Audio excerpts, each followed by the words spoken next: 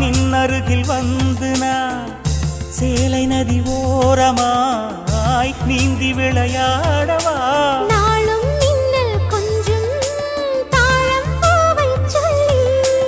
ஆசை கேணிக்குள்ளே ஆடும் மீன்கள் துள்ளி கட்டிலும் கால்வலி கொள்ளாதோ கைவளை கைகளை கீறியதோ செம்பூவே பூவே உன் மேகம் நான் வந்தால் ஒரு வழி உண்டோ